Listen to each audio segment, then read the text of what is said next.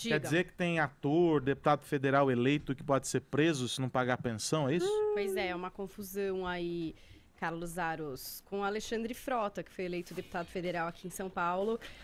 Logo que ele foi eleito, no Twitter, surgiu um post do filho dele, que é o Maia Frota, de 18 anos, que dizia o seguinte: eu sou filho de um ex-ator pornô, ex-viciado em cocaína, que defende a família, mas que queria me abortar. Como ele virou atual deputado federal de São Paulo, não sei. E esse post viralizou entre pessoas que apoiavam o post do menino e também que apoiavam o Frota, que defendiam o Frota. O próprio Alexandre Frota respondeu a esse post do filho. É um vídeo extenso que está no Facebook, quem quiser conferir na íntegra. No Twitter também tem o texto completo da resposta dele. Eu peguei um trechinho do que disse o Alexandre Frota em resposta ao seu filho Maia. Vamos conferir? Quando eu era ator da Globo, entendeu, Maia? Então você não é filho de um ex-ator pornô, você é filho de um ex-ator da Globo, que depois se tornou ator pornô. E do pornô, Maia, você comeu, bebeu, viveu, se vestiu, né? Estudou com dinheiro da pornografia, Maia. Eu conheci a sua mãe quando ela era uma bartender, numa balada, num carnaval. E na mesma noite que nós nos conhecemos, nós saímos, e ambos loucos, bêbados, loucos, eu e sua mãe. E fomos para um quarto de hotel. E nesse quarto de hotel, nós fizemos sexo, cheiramos, fumamos, bebemos, cheiramos o lança-perfume. Não sei se sua mãe te contou isso, mas foi assim. E a gente louco, a gente comete várias loucuras. Mas foi assim. A história real foi essa. Na mesma noite que eu conheci sua mãe, nós saímos. E ela engravidou de você. E quando ela me avisou que estava grávida, eu falei para ela, olha, eu sou contra o aborto, você vai ter o filho, nós não seremos marido e mulher, não seremos namorados, somos apenas conhecidos, que tivemos uma relação na primeira noite e você engravidou, vamos ter o filho. Então, aí ele tá dando respostas ao que disse o filho. Ele isso também foi uma live. Ele fez um vídeo, ele costuma fazer isso, né? Nas redes sociais dele. Ele também falou da questão de ser ex-viciado em cocaína. Falou, sou ex-viciado, consegui me recuperar do vício. Foi uma guerra muito difícil. Enfim, respondeu aí ao que disse o filho. Agora, o que aconteceu, Aros? Aconteceu que existe um processo aí contra o Frota para que ele pague uma dívida de pensão alimentícia que ele tem com o filho. A dívida original era de pouco mais de R$9 mil, mas agora, em decisão lá na justiça, ele teria que pagar o equivalente a R$60 mil, com reajustes e tal. Bom, a gente estava aí em período eleitoral, ninguém podia ser preso, o Frota também ainda não assumiu o seu cargo como deputado, então também não tem foro privilegiado. Então o que acontece é que se ele não pagar essa dívida, é uma das únicas coisas que dá cadeia chato no Brasil. Ele tem um prazo aí para efetivar esse pagamento para o filho. Ambos não quiseram comentar aí dessa decisão, o menino também não. Ele continua fazendo posts no Twitter, mas com outros assuntos. Veremos o que vai acontecer, senhor Carlos Aros. Bloqueou também, independente do que vai acontecer aí, por um lado é meio triste também, né? Ver a política brasileira. Óbvio que ele não assumiu ainda, mas a princípio vai levar o mesmo tipo de atitude lá pro Congresso, né, pra Câmara. Ver a política brasileira girando em torno de polêmicas e brigas envolvendo vida pessoal, típicas de um reality show, assim, né? Então a coisa fica cada vez mais isso. Cada um grava a sua live, cada um faz a sua acusação, os seus detalhes picantes e fofocas de vida pessoal, e as discussões sérias sobre os problemas do Brasil ficam em segundo plano até na Câmara dos Deputados, né? E, cara, eu não acho que descredencia ele ter sido viciado em cocaína, ator pornô, qualquer coisa dessas.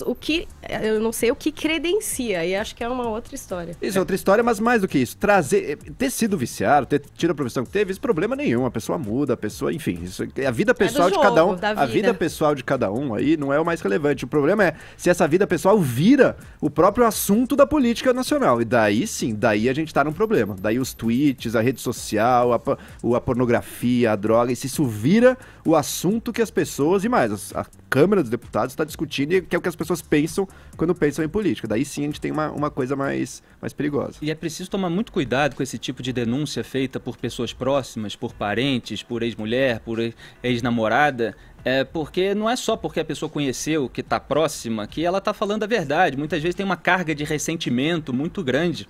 E isso aconteceu em 1989. A Miriam Cordeiro, que teve uma filha com o Lula, a Lurian, disse que o Lula teria dado dinheiro para ela abortar, disse que o Lula era racista, que o Lula não suportava negro. Quando aparecia artista negro na televisão, ele não olhava mais. O Fernando Collor de Mello, naquela eleição, explorou isso. Uma baixaria completa. Eu sou coerente para todo mundo. Então, não acredito numa mulher que sai dizendo uma coisa gravíssima, que o sujeito é racista, sem mostrar o mínimo de prova, nem contra o Lula, nem contra o Jair Bolsonaro. Então, agora veio a ex-mulher também, essas reportagens sobre o processo de divórcio do Bolsonaro, em que ela fazia acusações, e ela veio a público desmentir hoje essas acusações, dizendo que quando ela ficava brava, ela falava besteira.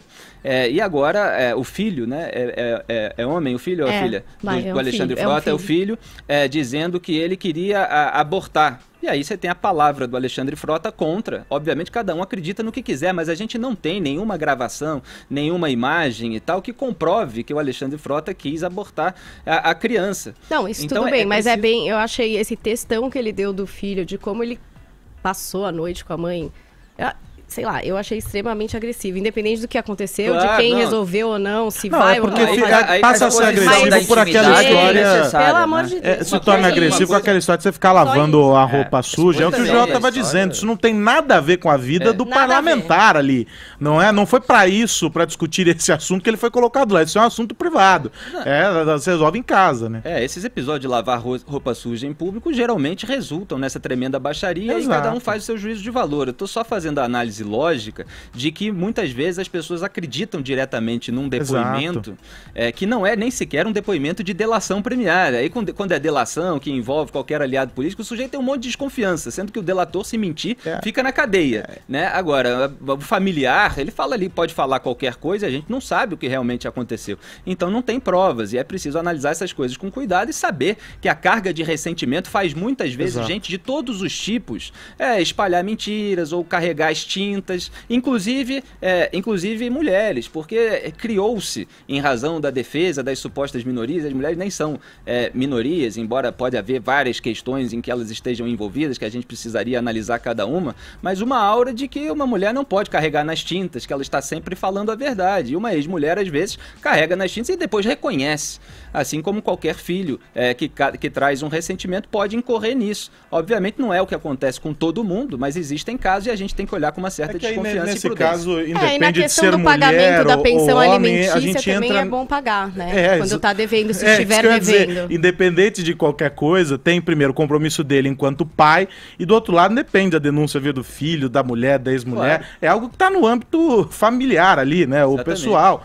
Que talvez a gente vive hoje uma situação que aí não só para os políticos ou para as celebridades, etc., convencionou-se que tudo você tem que colocar na timeline e fazer o textão, ou fazer a live, ou fazer o vídeo, etc. E aí você tem desde as declarações de felicidade extrema e inalcançável, até as de tristeza profunda e irremediável. Ou seja, você encontra os extremos. E tudo você tem que resolver a olhos vistos. Não é assim. Né? A justiça vai cuidar do caso, já que existe uma previsão legal, ou seja, é o direito do filho. A justiça está cobrando, como cobra outros tantos casos. Ele não é o primeiro, não será o último pai a enfrentar uma questão como essa. E é isso, vida que segue. Agora, daí a gente teorizar a respeito sobre a questão política e etc. Acho que não tem. Sei lá, quem votou nele sabe por que votou. Quem não votou sabe também por que não votou. Eu vou, acho que o Augusto ontem foi certeiro ao dizer que a democracia é o instrumento para isso. Você escolhe. Exatamente, ela inclui e exclui.